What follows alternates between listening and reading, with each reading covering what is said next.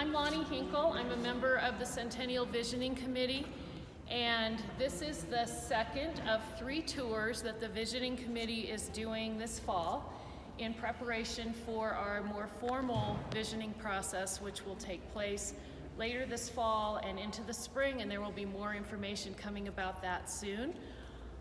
This tour will last about a half an hour. There will be an opportunity to ask questions at the end of Marianna or of myself or Clelia from the Centennial Visioning Committee. I'm not sure. There she is.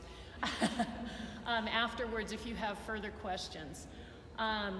So I want to introduce formally Marianna McJimsey, who is a historian, longtime historian, and member of our parish, and also in the last, I don't know how many years, our parish archivist. And she has been taking on the mountains of information that exists about this extremely historic church over the last 100 and so many years. And as a part of that work, she has become quite an expert on the stained glass windows and their value, what it takes to preserve them, their content, everything about that. So Marianna is going to give us information about that, and we are really grateful to her for doing this. And so take it away, Marianna. Thank you so much. Thank you all for your interest in the stained glass windows. I'd like you now to take a few minutes to look at the light and color with which we're surrounded. Look at the windows on the north aisle, on the south aisle, the windows above in the choir, above the altar, and on either side of the choir. The great Old Testament window and the windows that are in the narthex. The windows in the south transept. The windows in the north transept of this Gothic revival church that is in the shape of a cross. Now, had you walked into this space for the very first service that was held at Grace and St. Stephen's on October 10th, 1926, you would not have been greeted by the 38 stained glass windows that you're greeted with today. We have a total of 48 windows, but 38 of them are in this space and 10 are in other places of the church. Instead, you would have been greeted by only 4 stained glass windows in 1926. Can you make sure that you're on there? Did you get them involved? Okay, there we go. Thank you. There we go. Oh, that's easy. Could you hear me before? Yes. Yeah. Okay. Yeah.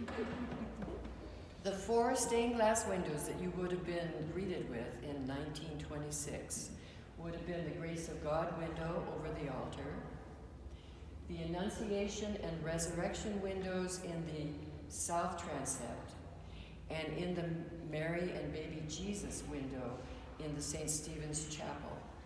All the other apertures would have been filled instead with plain white clear glass or with pieces of wood. So, 93 years later today, we have this treasure of windows that we've learned recently is valued at replacement value of $5.3 million. $5.3 million. I suggest that the story of these windows involves 4 possible visions. Visions from the past and the present, and visions that we hope for the future. Those 4 visions include the foundation of the Episcopal Church in Colorado Springs in the first place.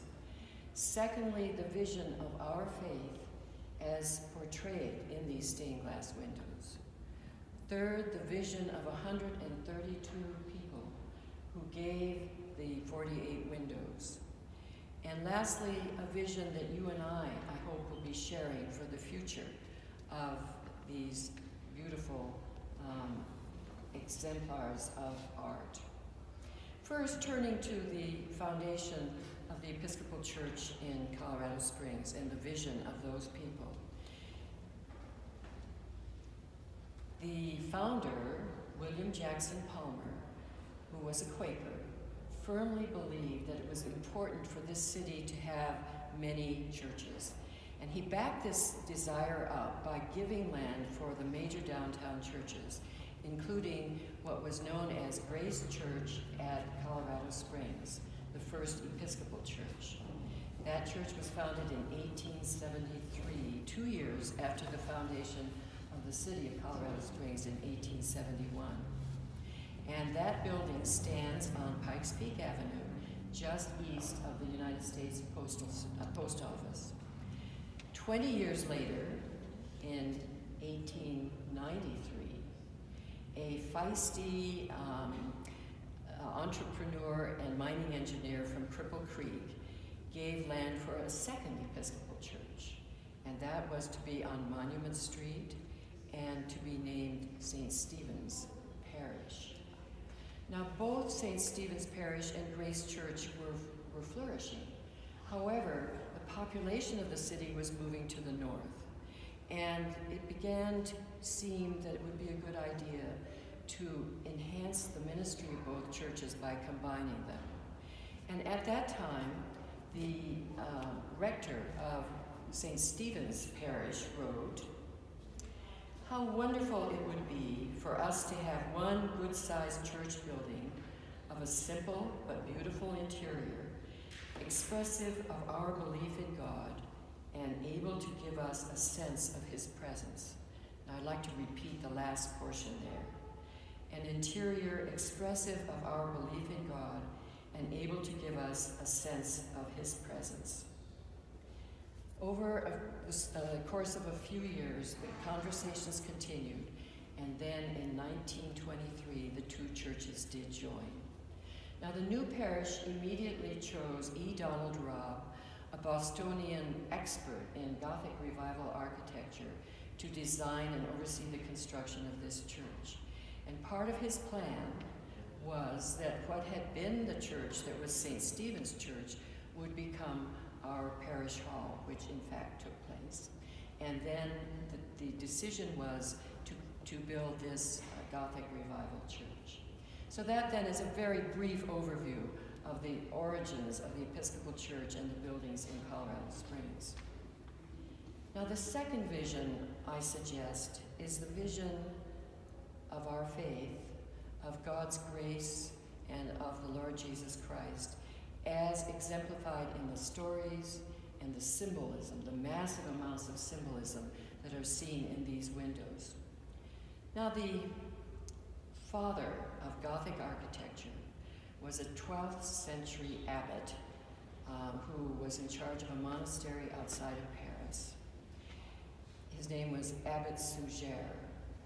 And Abbot Suger began to feel that it was really important, theologically, as well as liturgically, that the light of God should be present in the celebration of the Eucharist. And at that time, most of the churches were heavy, Romanesque types of churches. And he developed the concept of the Gothic church that would rise with thinner walls and would be supported by flying buttresses. And these churches and these walls would make it possible for stained glass windows to be inserted. And he wrote,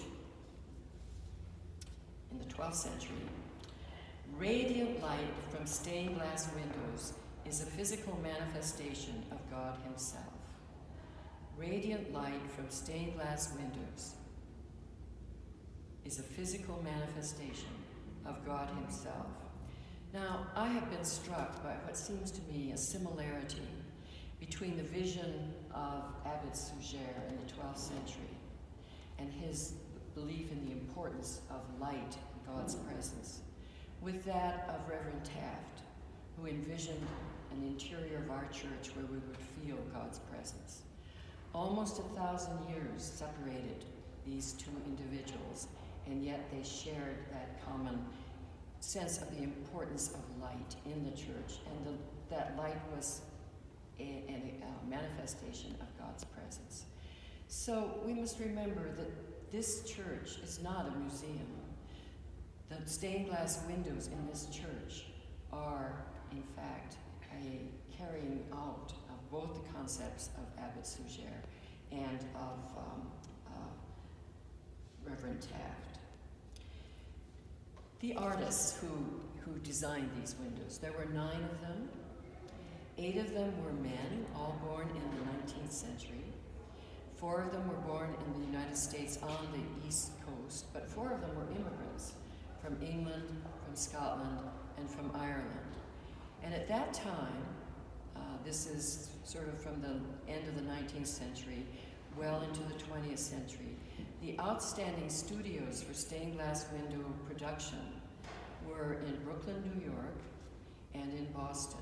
And that's where these gentlemen were practicing their trade. There was one woman amongst the 9, and she was born in the Middle West, and she was born in the middle of the 20th century. And she lives in Colorado Springs and has a studio on South Tejon Street. So the second vision that I suggest is the vision of our faith as we find them in the windows. The third vision is that of the 132 donors who contributed the funds that made it possible for these artists to create the windows. It amazes me that this church was founded in 1923. The first service was held in 1926. And then 3 years later, in 1929, the stock market collapsed. Banks closed, people's savings were lost, jobs were lost, there was enormous economic and geographic dislocation. And yet, in those Depression years between 1929 and 1939, 15 stained glass windows were commissioned and installed, including the 4 stained glass windows on the south, which represent the childhood, the birth, the childhood, the baptism, and the ministry of Jesus. Then, during the Second World War, 4 windows were commissioned and installed, including this magnificent Old Testament window. Then, from the period between the end of the war in 1945 and 2005, the remaining 21 windows, totaling now 48 windows, were contributed. Now, some of the stories that accompany both the stories of those who are memorialized in the windows and the stories of those who gave the windows are very touching, and I don't have time for many of them, but I'd like to share a few with you. Reverend Taft and his wife gave the window of Mary and the baby Jesus in the St. Stephen's Chapel. And that window was given in memory of their little girl, Barbara, who died when she was 2 years old. And you will find when you look at that stained glass window that the baby in Mary's arms is not an infant, but rather is that of a toddler, representing Barbara. Then, if you look closely at the Grace of God window above the altar, you would find lots of depictions of Colorado wildflowers, especially the columbine. This is because Leslie Skelton, who was a local artist, who gave this window in honor of his wife Rachel, wanted and asked the artist to please include the flowers, and the artist did so. Then one of the tympanum windows over the exterior door coming into the church on the west was given by Merrill Finoni in 1963. That window is called the Sacrament of Marriage window. And Merrill Finoni asked the artist, please, when you show the figures of my mother and father, show them in contemporary dress, not in the period of Jesus' time. Also, at that time, it was the custom in the 60s and 70s for brides to carry lilies in their bouquets. And you will find a lily in that window. In the parish hall, there's a lovely stained glass window of Peter healing the lame man. That was given by the friends of Dr. Solly, S-O-L-L-Y, who was the founder of the Cragmore Sanitarium, and that now is the site of UCCS. There was a nice inscription in Dr. Saleh's window. Erected by many, to whom his achievements were an inspiration, his kindness unfailing, and his friendship sure. So these then are a few of the stories that are behind the stained glass windows. I'd like to mention here that in 2011, a group of us published a book, The Stained Glass Windows of Grace and St. Stephen's Episcopal Church. And this book includes, on one side, a full-page illustration of one of the windows, and on the other side, a description of the symbols and the stories that are depicted in that window. Nicole Paulson, who was the photographer for the book, and Chris Hutka, who was a member of the publishing committee, are here today because we have decided that we will reduce the cost of the book to $10. We'd really like to have it in the hands of everybody. And the cost of the ornaments that depict a symbol from one of the windows, that cost will be reduced to $5. And we have some books and we have some symbols here of the ornaments if you're interested after our discussion today. I would like to also mention that of course there hasn't been time for me to give you a detailed account of all the windows, but Lonnie has the copies of the self-guided tour of the windows that we published earlier this year. All the proceeds from the windows, the sale of the windows book, go to the restoration fund for the windows. And that brings me to the last vision, the vision that I hope you and I will share. This vision is one that has to be very practical and fund-oriented. We know that the windows are beautiful. We know that they're valuable. In 1941, E. Donald Robb, the architect, wrote to the vestry and said, "Grace in St. Stephen's is particularly fortunate in having some of the finest glass in the country." And then I've also told you earlier on that we know that the replacement value of the windows is $5.3 million. So this rich heritage which we share requires care and funding.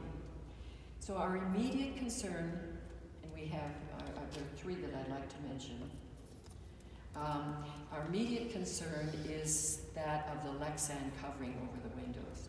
Let me tell you a little bit about Lexan. In the 1960s and 70s, a polycarbonate resin was created in panels that was put over the windows, and this was to protect them from the hail, from the intense sun, from the winds which we have. And at that time, there was an added impetus in that someone threw a stone through the stained glass window representing St. James in the northern part of the narthex. Over the years, that Lexan has become brittle, it's misshapen, and also it loosens from its moorings so that moisture develops between the Lexan covering and the glass. Furthermore, wind begins to circulate behind the windows or behind the Lexan, and that often means then that they fly off. We remember that that happened with the resurrection window. I found pieces of Lexan from the resurrection window as far north as the choir house and as far south as St. Vrain Street. And then more recently in March, a large piece of Lexan fell off the Old Testament window. Now, the costs for repairs and for adding protective glass instead of the Lexan have since, just got to check my figures here, since 2012 cost $68,000. In the 9 years from 2010 to 2019, we received gifts, both large gifts and small gifts that totaled $79,000. Now, I would like to mention that of the $79,000, we've had several individuals who've met emergency problems that we've had and have given large amounts of money.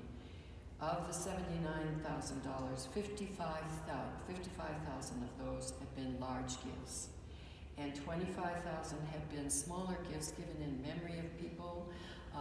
Those are also from the proceeds from the sales of the book and the ornaments and of the beautiful note cards that have been also available. My concern here is that I believe the church now needs to have a line item devoted to the preservation of these stained glass windows, because we cannot continue to hope that someone is going to come in and help when we do have a disaster. I take for example now what's going to be happening with the Old Testament window. We estimate that the repairs to the tracery and the installation of the glass is going to cost $41,000. Of that, an anonymous donor has come forward and offered to pay a large amount of it. Then the remainder of what we have in the preservation fund of $10,000 will disappear to complete the work on that window. So we have this wonderful heritage. We have to realize that we need to preserve it, and that is going to take some funding. In light of this, it may seem strange for me to suggest, and this is pie in the sky, and I admit it, in 2023, we're going to be celebrating our centennial. And there are some clear glass windows in the parish hall. It would be lovely if we were able to commission a stained glass window for that occasion. Whether that will be possible, I don't know, but I thought it was worth suggesting. And now I'd like to just conclude with what I found to be a lovely story. And this was true of Paul Roberts, who was the rector of the church from 1928 to 1936. There's a story that one day he looked up at the magnificent clear-story windows in the choir, and he remarked, "God must indeed love color. He's made so much of it." So thank you very much.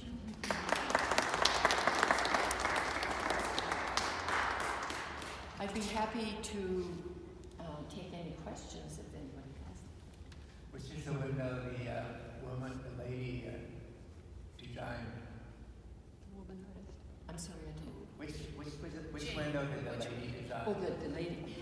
She designed the window that's in the St. Nicholas Chapel in the basement. And she designed the tympanum windows over the doors in the west end. And she designed the reformers window in Taft Hall. Her name? Jane Riege. R-I-E-G-E. I have a question about what did you call it? The main. Grace of God. Yeah, it looks like it needs to be cleaned. Is that my perception, or is it? I'm asking a question about the main window on the altar. It looks like it needs cleaning. Is that correct? Let me give you a little history there. Okay. That window used to be on the outside of the church. That was an exterior window. Oh my goodness. And then when Taft Hall was built, and there was a lot of reconstruction that went on, it now is an interior window. And much of what you're seeing are the shadows from the Taft Hall area. Oh, okay. That's a very good question, but that's an explanation. I was hoping it just needed cleaning. Well, it also means that it is in shadows a lot, doesn't it? Yeah, it's too bad. But one thing to note along those lines is the Lexan glass, if you'll notice, if you look at the outside, it's gotten very discolored over the years, so it is keeping light from coming in, and a lot of the windows need some repair and restoration that would also let more light in.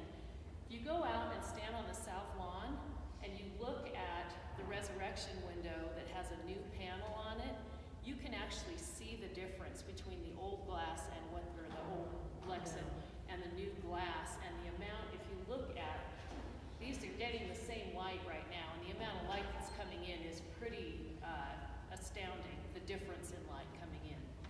I would like to mention that if we replace the Lexan over all the windows, the estimated cost is $200,000. And the estimated cost for the repairs that need to be done on many of the windows is $200,000 plus $50,000 for the supports that would be necessary to raise the scaffolding. So the scaffolding is an amazingly expensive part of it.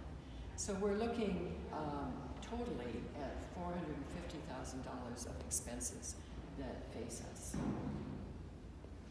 But against a value of $5.3 million. Right. I mean, the investment is well worth it. Well, the choir has come to sing, and thank you again for your interest in these stained glass windows.